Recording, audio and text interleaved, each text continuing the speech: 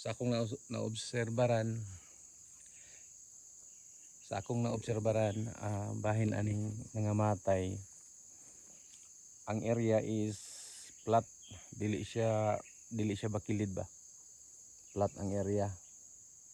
1, 2 and 3 na dito. Isa sila kalinya, hurot sila kamatay.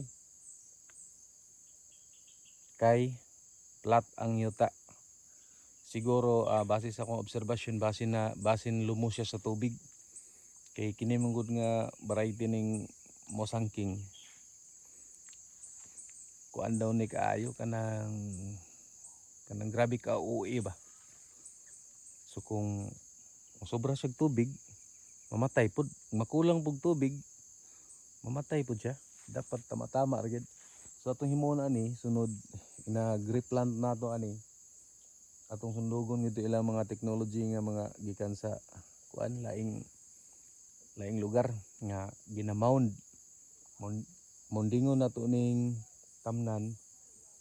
Ato aning pabundoon og mga 2 feet dito nato ibutang ang similya sa ibabaw sa bundok para obserbahan nato og sa bagay kuan resulta. Kay dinhi sa plat namatay man siya, so posible lumos siya sa tubig. So inagre-plant nato, i-prepare nato ni ato aning ipabundo, moundingon nato ni.